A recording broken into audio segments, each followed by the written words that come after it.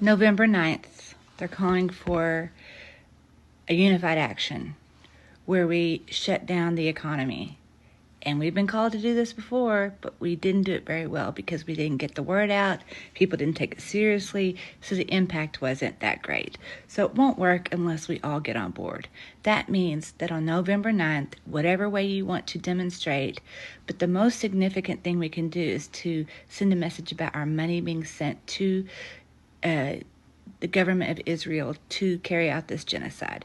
And that means no eating out, no shopping, get your gas the day before, absolutely no frivolous, any fun things that would give money to the economy at all. Pack your lunch, go to work, and come home. Maybe don't go to work.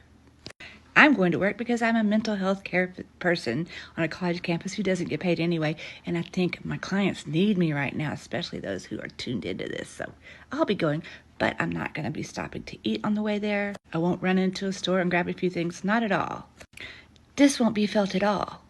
But if all of us do this, it will be felt.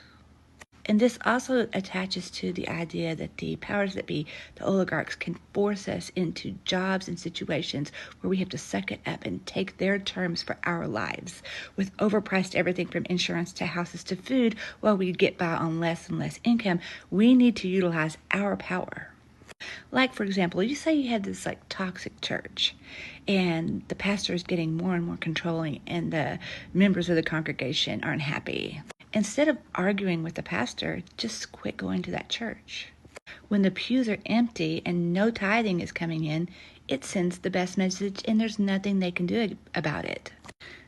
That's like what I did when I left Christianity. I just stopped giving my energy to an organization that I found to be problematic and hurtful. We can apply these same principles to companies and governments who refuse to listen to us but force us to comply. They forget that we are a democracy. They only let us vote every so often, but we can vote with our money every day. Not to mention the upcoming holidays and how we are pressured to spend 3 or 4 or 5 times what we'd normally spend on discretionary expenses for this so-called tradition. We don't have to do that. Not one new decoration.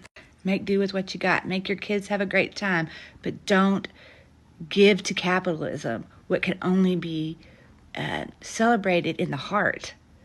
They've convinced us that the only way to celebrate is to spend lots of money on shit we never even use after the holidays. This is a lot of things all at once, but I want to emphasize our power as a collective if we actually do work together.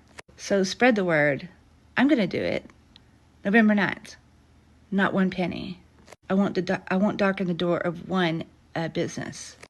But I'm not enough. 100 people aren't enough. 1,000 people aren't enough.